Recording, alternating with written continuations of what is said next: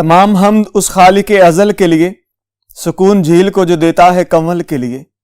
میں اسی کے نام سے کرتا ہوں ابتدائے سخن، کہ جس کے نام فرشتوں نے بھی سنبھل کے لیے۔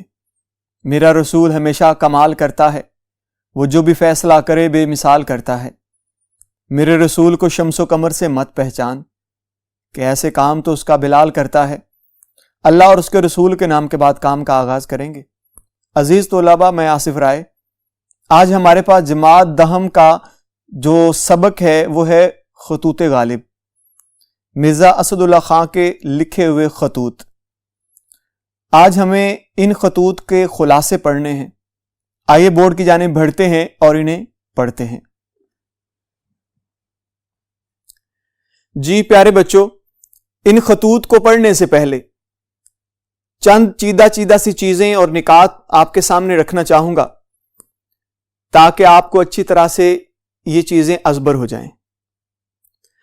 آپ جانتے ہیں کہ بورڈ کے اندر جو پرچہ آتا ہے اس میں 2 اقتباسات آتے ہیں، جسے آپ پیراگراف بھی کہہ سکتے ہیں، اقتباس بھی کہہ سکتے ہیں، نثر پارہ بھی کہہ سکتے ہیں۔ وہ سوال میں ان تینوں کے نام پوچھ سکتا ہے، نثر پارہ کہہ کے آپ کو مخاطب کر سکتا ہے، یا باقی اقتباس یا پیراگراف کہہ کے بھی بات کر سکتا ہے۔ بورڈ کے اندر یہ 2 آتے ہیں اور دونوں کرنے ہوتے ہیں ہمیں۔ ایک جو پیراگراف ہے وہ 5 نمبروں پہ یا 5 نمبرات پہ مشتمل ہوتا ہے۔ دونوں 5 ملا کے 10 نمبر ان کے بنتے ہیں۔ ہمیں کرنا کیا ہوتا ہے کہ ہمیں ایک جو اقتباس ہے اس کی تشریح بھی کرنی ہے، اس نے اسی اقتباس میں 4 الفاظ کو خط کشیدہ بھی کیا ہوا ہوگا، ان کے الفاظ معنی بھی لکھنے ہیں، اور اس کے بعد مصنف کا نام اور جو سبق ہے اس کا عنوان بھی بتانا ہوگا۔ تو اس لیے میں یہ بتا رہا ہوں کہ آپ کے جو خطوط ہیں، خطوط رشید احمد صدیقی اور مرزا غالب کے خطوط، یہ دونوں خطوط میں ایک اقتباس ضرور آیا کرتا ہے۔ اس لیے میں کہہ رہا ہوں کہ آپ انہیں اچھی طرح سے دہرائیے، اچھی طرح سے سنیے، کیونکہ ہم نے جو گزشتہ لیکچر کیے تھے اس سبق میں سے، خطوط غالب میں سے، اس میں سے ہم نے الفاظ معنی کیے تھے اور الفاظ معنی کے ساتھ مشق کے کچھ سوالات کر لیے تھے۔ الفاظ معنی کرنے کا مقصد ہی صرف اتنا سا ہوتا ہے کہ آپ کو جو پیراگراف آئے گا آپ بآسانی ان الفاظ کے معنی تحریر کر سکیں گے۔ تو آئیے دیکھتے ہیں کہ آج ہمارے پاس جو خطوط غالب میں سے پہلا خط موجود ہے اس کا خلاصہ کیسا ہے، کیسے کیا گیا ہے، آئیے اسے پڑھ لیتے ہیں۔ خط نمبر 1۔ ہم کال سے تمہارے خط کے منتظر تھے۔ آپ جانتے ہیں کہ کال یہ پرانا نام تھا علی گڑھ کا، مگر تم نے سکندر آباد سے بھیجا شیو نارائن کے۔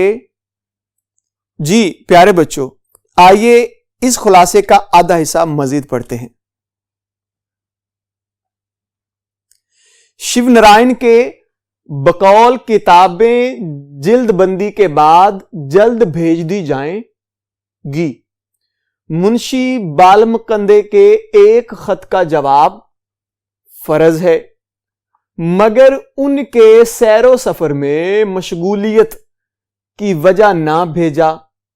اگر میں ملیں تو سلام کہہ دینا۔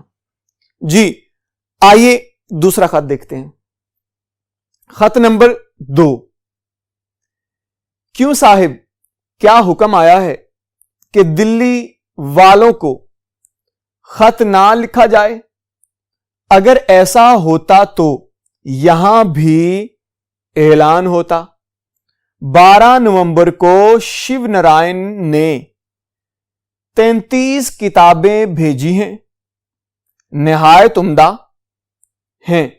مرزا حاتم علی سے بھی 7 کتابیں مل جائیں گی۔ جلد لکھو کہ سکندر آباد کب تک رہو گے اور آگرے کب جاؤ گے؟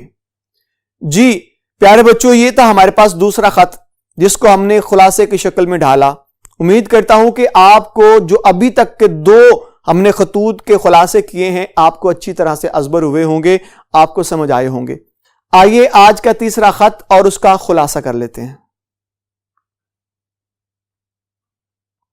جی دیکھیے گا، نہ کاغذ نہ قلم، اگلے وقتوں کا بے رنگ لفافہ ہے، اسی میں خط بھیج رہا ہوں۔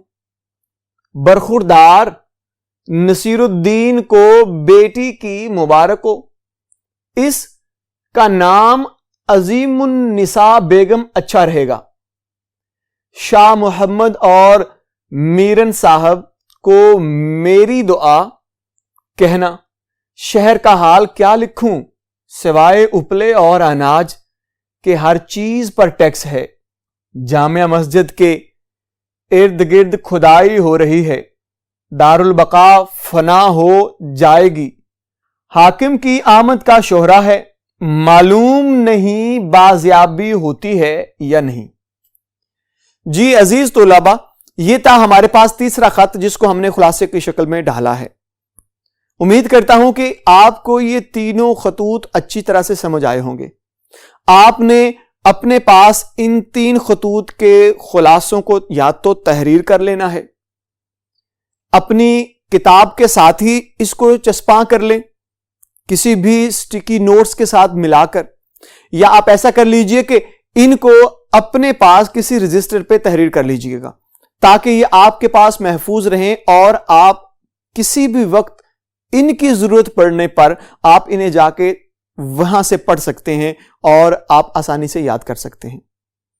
میں امید کرتا ہوں آپ کو اچھی طرح سے یہ سارا کام ازبر ہو گیا ہوگا۔ انشاءاللہ اگلے لیکچر میں آپ سے پھر ملاقات ہوگی، تب تک کے لیے مجھے اجازت دیجیے گا۔ اللہ حافظ۔